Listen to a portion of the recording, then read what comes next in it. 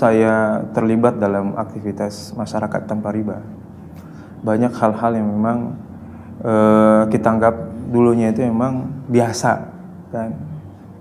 Padahal pokok dari permasalahan hidup kita ini sebenarnya itu adalah adanya riba dalam penghasilan kita, dalam apapun yang kita hasilkan kan gitu. Salah satu contoh, memang pada saat saya masih bergelut di bidang perkreditan, memang keharmonisan agak sedikit renggang, ya.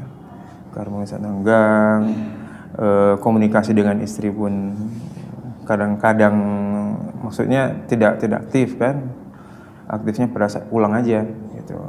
Yang tahu sendirilah pada saat kita sebelum menikah kan beda banget apa yang kita rasakan pada saat setelah nikah. Jadi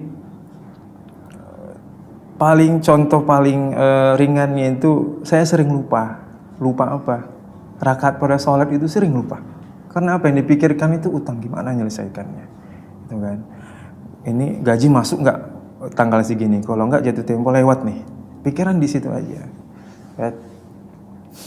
Terus banyak hal-hal di luar sana yang memang menurut saya memang tidak masuk akal lah. Artinya apa?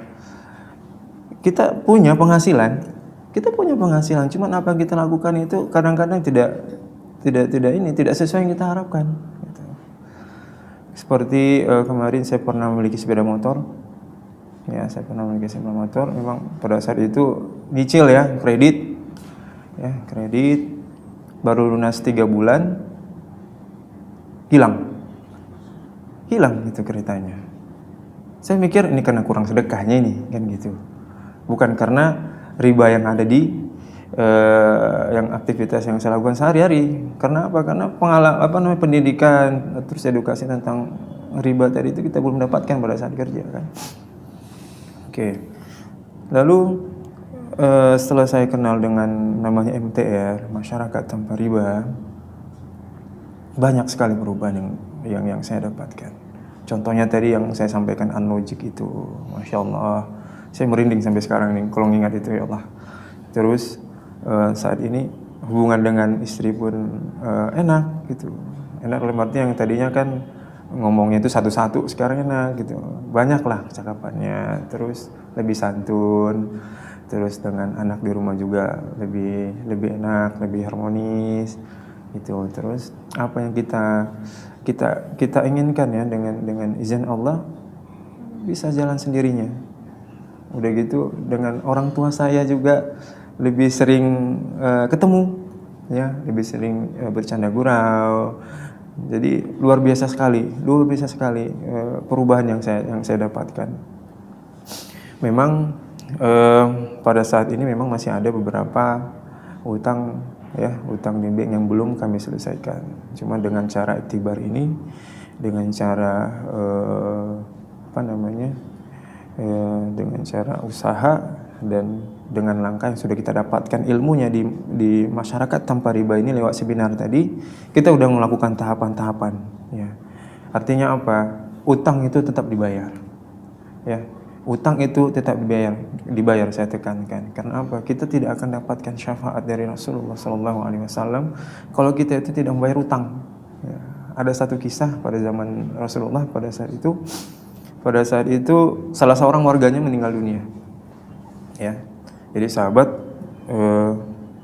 meminta kepada Rasul untuk mensolatkannya. Jadi apa yang pertama kali ditanyakan oleh Rasul? Ini ada utang apa enggak mayat nih? Ada ya Rasulullah, sahabat jawab kan? Rasulullah jawabnya apa? Saya tidak akan mensolatkan dia kalau dia masih punya utang. Jadi siapa yang menjamin utangnya ini? Jadi lama yang jawab, tidak ada yang jawab, nggak ada yang sahut. Jadi salah seorang sahabatnya, Rasulullah, saya jamin utang mayat ini. Ya udah, Rasulullah solatkan mayat ini. Sudah dikuburkan, besok ditanyakan sama Rasulullah, sudah kamu lunasi utangnya? Setiap hari ditanyain sama Rasulullah, seberapa besarnya kan akibat utang tadi itu. Rasulullah nagih terus, gimana utang, udah kau lunasin? Udah lunasin gitu. Sampai dia nggak kasih syafaatnya. Itulah beratnya utang tadi. Ya. Tadi ya. Karena cuman ada satu nabi dari 25 nabi itu yang bisa menyelamatkan kita lewat syafaatnya tadi. Syafaatnya tadi. Jadi insya Allah di sini kita memberantas, di sini saya niatnya memberantas BDO-nya, bukan memberantas utangnya. Utang harus tetap dibayar, bagaimanapun ceritanya. Jadi kita coba berusaha untuk melepaskan diri dari jeratan riba, denda dan operasionalnya tadi. Ya, saya lagi proses untuk penyelesaian utang saya. Ada beberapa kartu kredit kemarin sudah kita selesaikan untuk mengguntingnya, meskipun besarnya tidak begitu ya, tidak begitu besar. Kenapa saya bilang nggak begitu besar? Teman-teman yang lain lebih besar lagi, sampai ratusan juta kan. Saya masih hitungan puluhan kan, gitu. Jadi alhamdulillah dengan niat yang kuat, terus niat yang tulus dari dalam hati, pengen hijrah. Ya Allah, setiap doa saya juga saya minta, ya Allah, kuatkan saya tetap istiqomah di jalan-Mu ya Rabb. Tetap istiqomah. Jangan sampai apa yang sudah kita lakukan ini, apa yang sudah saya lakukan ini ya Allah sia-sia di mata-Mu. Karena apa? Allah tetap dengan janjinya tadi, riba itu diperangi sama Dia. Ya.